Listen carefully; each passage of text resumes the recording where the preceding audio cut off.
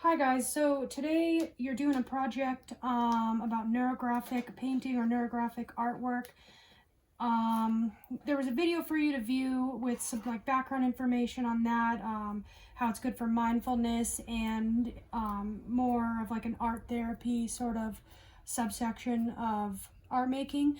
But I'm just gonna show you my way to kind of resolve any conflicts you have with the project or any confusion you might have. So obviously you're gonna need some watercolor paints, a little bit of water in a dish, paintbrush, couple if you need. My favorite are the square tip paintbrushes. I think that they work best for most things, so that's what I've got here.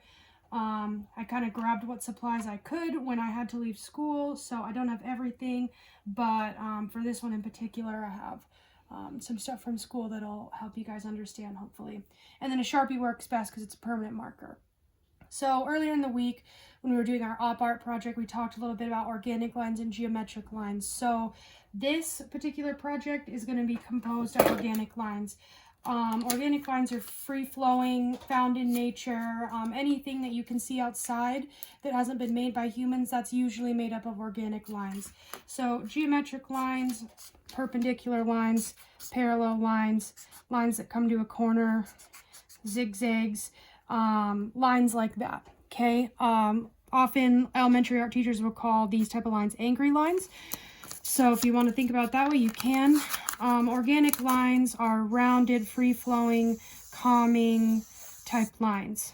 Okay, no sharp edges, no sharp corners, intersections, but always intersecting very uniquely in sort of a rounded form. If you just think of geometric lines as pointy and organic lines as round, that will help you understand.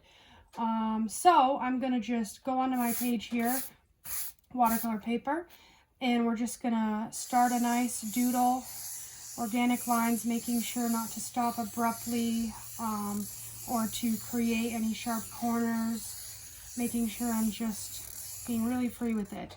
And notice I'm not going to overdo it. When you overdo it, it makes it kind of hard to go back and find the corners where you need to round them out, as they said in the video. What they mean by the corners, I just got done saying that there's no sharp corners in organic lines, but they're talking about the intersections where the organic lines intersect with each other. So for example, here's an intersection. We're going to draw a little smile face shape, kind of like we talked about. Another little sort of smile face shape. Anywhere where there's an intersection, we're going to create this sort of density there. It's going to add to our sort of appearance of neurons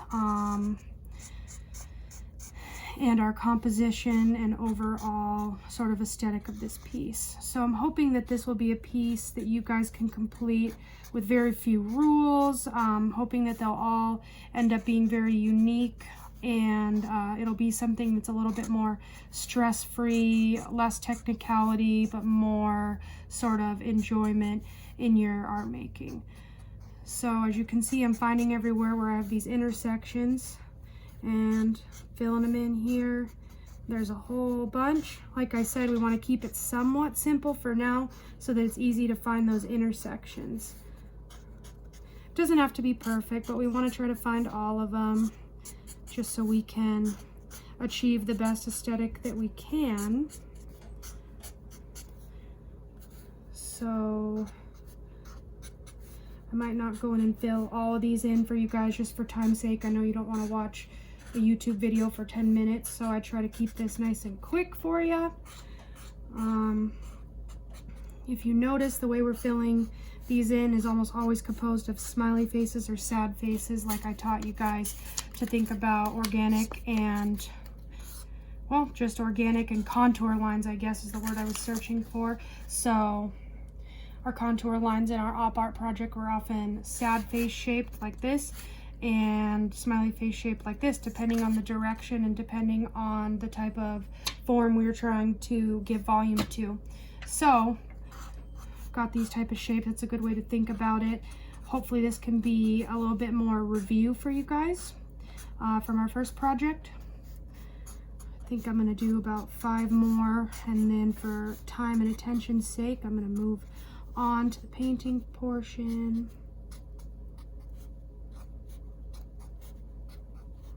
a lot here.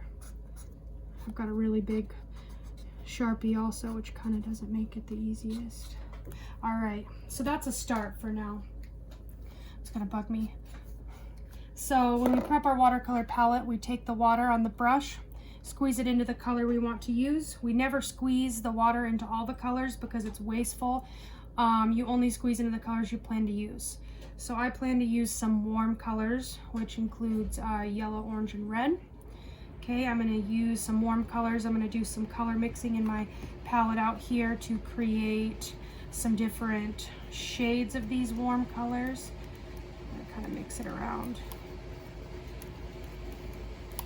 Add a little bit of yellow. If you get colors kind of stuck in the other ones, that's all right.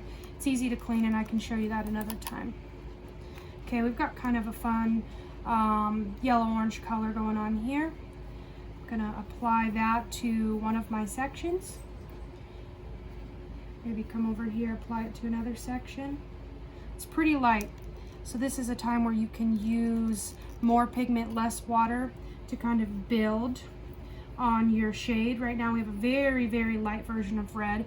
When we use more pigment and less water, we can get a darker version of the color. Okay, I'm gonna wash my brush always before I go into another color, especially one that's deeper or a very, very different color on the color wheel, like purple, which is a cool color. This is really pretty just out of the palette. I kind of like that the way it is. So I'm gonna go ahead and I'm going to choose another subsection. Go ahead and paint this in. Trying to stay in the lines. We're getting kind of this blend going on, which I like, so I'm going to keep going with that. My hope for you guys is that you can be really expressive and just do your thing with this project and make it so it doesn't have a ton of rules. So that's kind of what I want you to focus on here, is making this your own. Got a blue. I'm going to go ahead and add some blue. Already getting a pretty awesome effect. We're getting some good blending happening in here. One thing I'm not going to do is mix complements. Complements, when they mix, they make a brown color. So I'm not going to put this blue next to this orange because those two are complementary colors. Because I have purple here, I'm not going to go here and do yellow because those two are complementary colors and it'll make brown. So a good choice for right here might be another cool color since we have blue as a cool color there.